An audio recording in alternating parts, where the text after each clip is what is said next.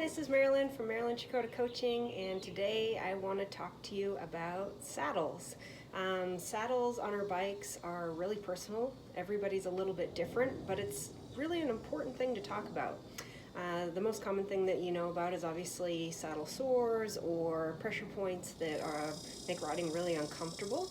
But more importantly, also you need to remember that the anchor points for us for our best riding and our max power when we're really going for it and going hard are our sit bones. So if we can really sit down in that saddle, and then the other anchor points are going to be when we tighten our core driving through the pedals, and then the hands. So those sit bones being really anchored well to a point on the saddle is really important for not only comfort, but it's also really important for good cycling power and performance. So you really want to take the time to get measured properly. Make sure that the width of your saddle is right for you. Especially, men and women are different.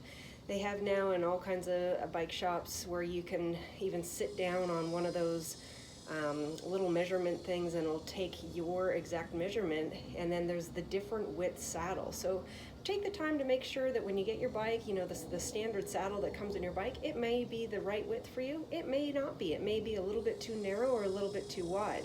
And that's going to make or break the difference between it being comfortable and you feeling strong and powerful on your bike, or really setting off a lot of different pressure points that aren't going to work, or possibly even create some hip and hamstring type issues.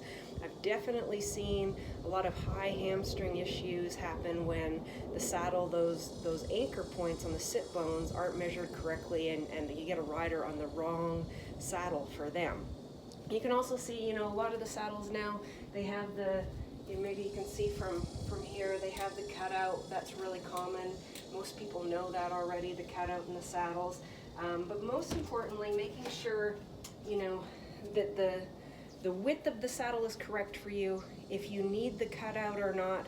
And then when you put the saddle on, the other piece of the puzzle is making sure that tilt is correct for you. Are you someone who is going to ride with your saddle flat and level, or do you need a very slight tilt?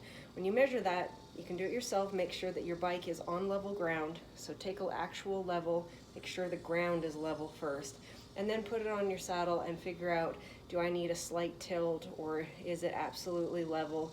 I would stay away from, not too many people really are going to ride well or benefit from having their saddle tilted up on the front end, but there is exceptions to every rule. So some things to look at and make sure that's right.